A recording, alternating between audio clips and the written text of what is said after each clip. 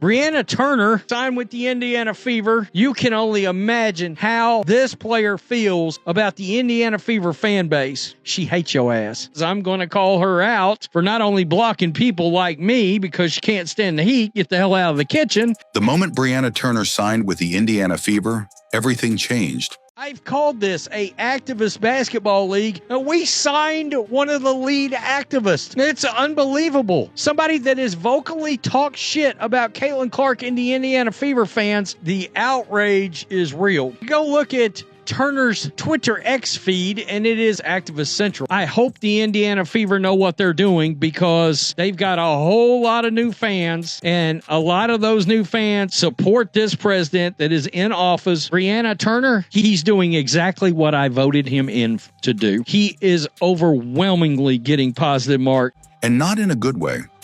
Behind closed doors, Caitlyn Clark made one thing clear. She never wanted Turner on her team. No celebration, no welcome, just cold, unmistakable rejection. Some of y'all are taking the Brianna Turner signing too far. It's one thing to be annoyed, even pissed, but I'm seeing, quote, protect the locker room being used as a dog whistle for thinly veiled racism. If you're white and doing that shit, maybe think about how it looks before you tweet. Hey, it's unbelievable. It really is. Now tensions are rising, fans are furious, and the franchise that Caitlyn Clark rebuilt from nothing is risking it all. The Indiana Fever signed Brianna Turner. People like me that follow the Indiana Fever, and she's promptly blocking folks. Namely, she blocked me. This isn't a roster move. This is a ticking time bomb, and it's already started counting down. It didn't take long for the cracks to show.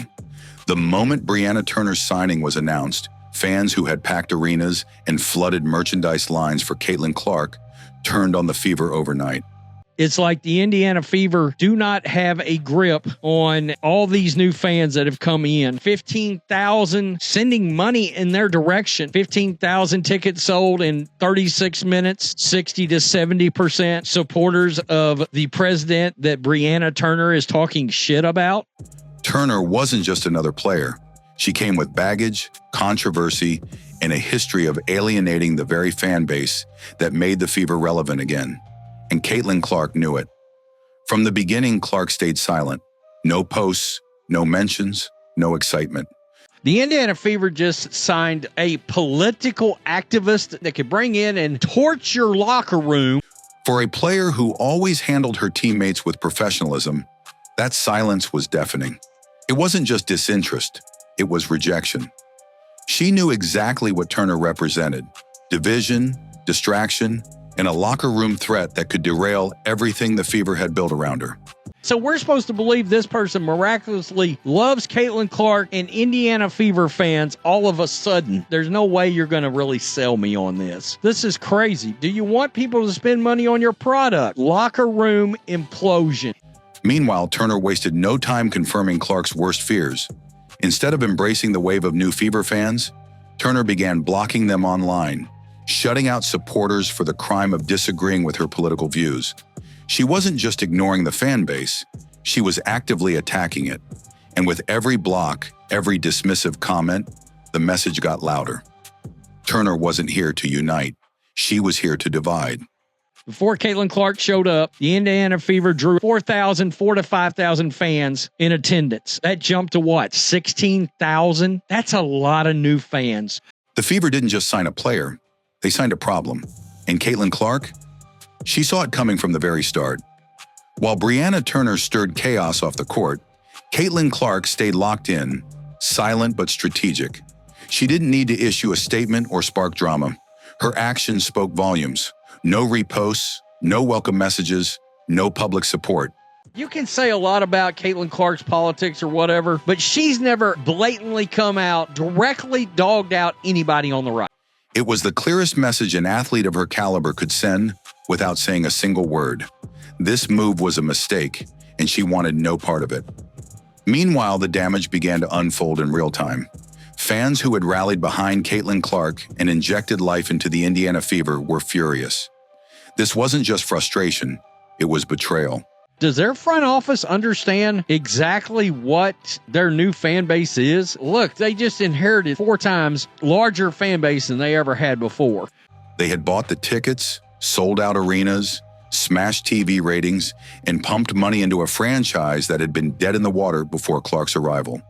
And now, the front office had signed a player who openly disrespected them, a player who spent more time tweeting about politics than preparing to elevate the team. There is her official tweet. Will society look back on U.S. politics as a comedy or a tragedy? I don't know if I'm supposed to laugh or cry when I watch the antics of the U.S. government. This is radically disrespecting a massive portion of the Indiana Fever fan base.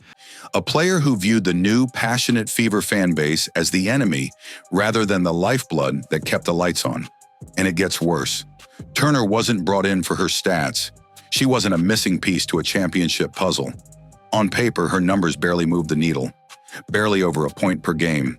A defensive presence, sure, but hardly the game-changer Indiana needed to vault to the next level. This signing wasn't about basketball. It was about pushing a different narrative, one that immediately clashed with everything Caitlyn Clark had built.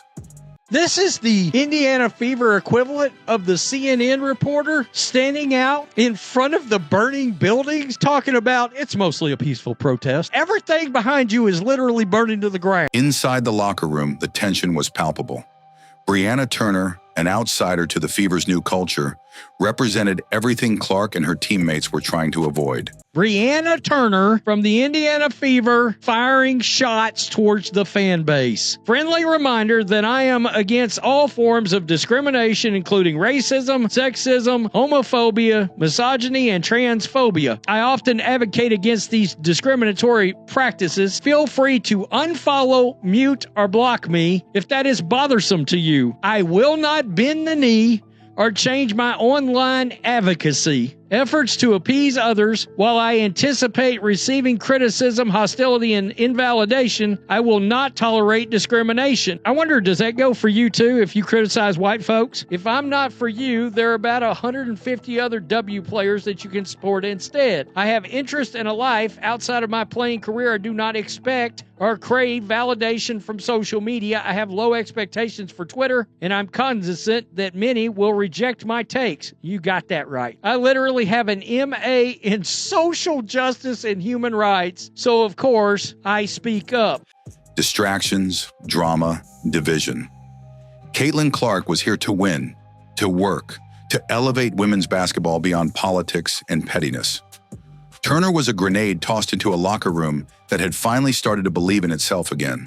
Turner is a rim protector, high-level rebounder, all-around defensive scorer, 2-time All-WNBA first team. Are you kidding me? Hell, just add Cheryl Swoops to the locker room while you're at it. And it wasn't just Caitlyn feeling it. Players like Aaliyah Boston, Kelsey Mitchell, and Alyssa Smith, key pieces of Indiana's future, were now being dragged into a mess they didn't create. So we couldn't have 17.5-point Kennedy Carter because of her history and attitude, but y'all give us jealous-ass 1.2 points per game Brianna Turner? The Fever front office just set this offseason. Pick your locker room pieces wisely. And this is what Fever president had to say about protecting their locker room. Those are elements that each player that we have handpicked to be a part of this roster have that. Protect our locker room. Protect the culture that we've got started. That was very intentional. Players who had been focused on building chemistry and chasing playoff dreams were now tiptoeing around a teammate who had instantly polarized the fan base and divided the locker room before even playing a single minute in a Fever jersey. Make no mistake, Caitlyn Clark didn't just reject Brianna Turner personally, she rejected everything Turner symbolized: distractions over discipline, politics over performance, ego over team-first mentality.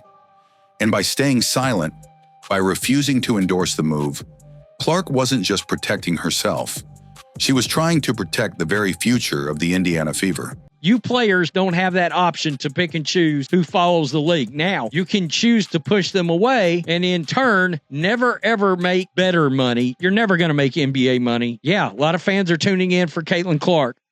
But with the front office ignoring the warning signs and pushing ahead anyway, it's clear Caitlyn Clark might have seen the disaster coming.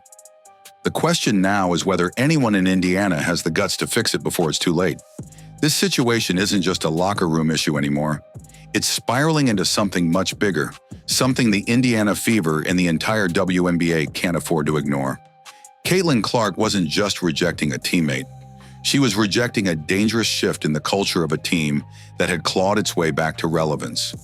Politics has always been a hotly contested subject. Topics like DEI, immigration, tariffs, and the economy are current hot topics being argued in the public square. Both are in person and online. One of the participants in that public square is Brianna Turner of the Indiana Fever. Turner weighed in on the current political climate in the United States in light of the second term of President Donald Trump, who defeated Democrat candidate Kamala Harris in the 2024 presidential election. Before Caitlyn Clark arrived, the Fever were playing in half-empty arenas, desperately trying to stay afloat in a league that many casual fans barely paid attention to. Clark changed all that overnight. Sold-out games, record-breaking TV ratings, merchandise flying off the shelves. She wasn't just a rookie, she was a lifeline. And now, by bringing in Brianna Turner, a player more focused on activism than basketball, the Fever are lighting a match near everything Clark built. Angel Reese talking about WNBA players should be paid like NBA players. As long as there are activist basketball players in this league like this, that is going to continue to push fans away who just want the sport. Turner's arrival isn't a neutral move. It sends a clear, damaging message. It tells fans who have invested their time, money, and passion that they aren't welcome unless they agree with everything a player tweets. It tells Caitlyn Clark that no matter how much success she brings, her voice and vision for the team are secondary to political posturing. It tells the rest of the locker room that distractions are acceptable, even if they threaten the very chemistry needed to win. Like you can expect from cowards, I would like to thank the Academy. Welp Turner is officially blocking fans following the Fever. She's blocked me. And the stakes? They couldn't be higher. Caitlyn Clark isn't locked into the Fever for life.